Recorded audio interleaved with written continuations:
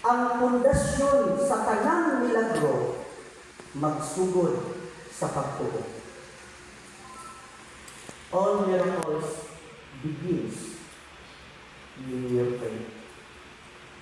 Ikaduha, nasabtan sa mga apostoles nga ang gitawag nato o ikadakugan nagsugod gihapon sa pagtuo.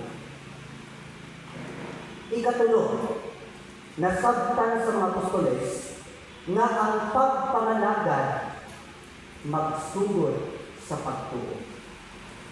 Therefore, ang ilang request, Lord, increase our faith.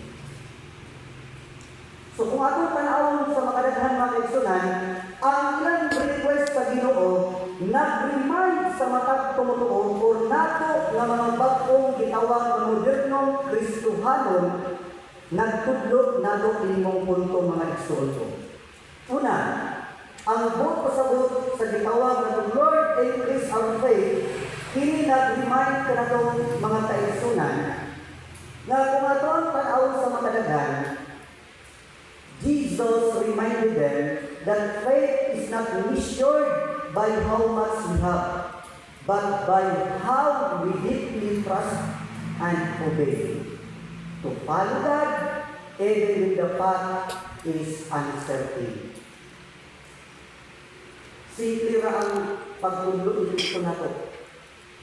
Kung gusto kang mutubo atong pagtuo, kay tinuod, wa may kasiguruhan. Kung nakahindo mo sa ako ang cellphone sa Merkulis, kaya wamang rin pagkawis kapag last Sunday, ang punto akong paabot sa mga katauhan yun ko nga, life is a fragile and uncertain.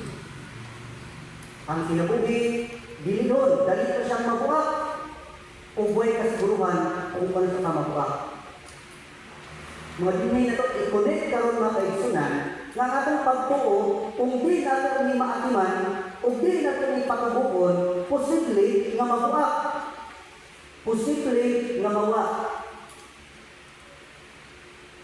And that's the main reason nga nung ang uban natin mga kaigsunan. Once sila mga kundima, dali silang maluya, tungod kay sometimes ang atong pagtuo, huwag na nato pagbubuan. Sometimes, atong interpret na enough na lang yung na, Lord, dito ko nimo. But I tell you, faith is not just saying a word. It requires action. So, ato ang panahon na pagalingon. Padre, unsa may ang buhaton ingon ng mga tumutuo ni Kristo, nga unta, mutubo ang among pagtuo.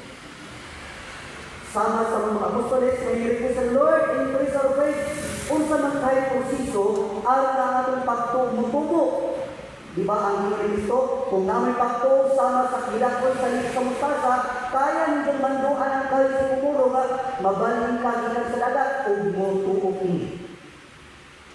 Manang binisip ka gina, faith is a picture or the mission sa size ay dadakot ba o gamay. Kaya naalay bitaw ito requirement.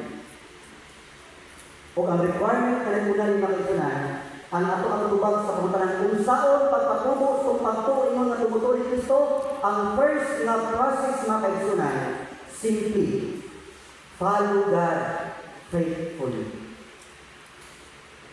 Follow God faithfully. Asa mabasa pa rin? Atong basahon ang Luke chapter 17 verse 5. Ako nag-dimension kagina, apan atong balikon. Ang mga apostoles mingon sa Ginoo, Ginoo, dugani ang among pagtuo.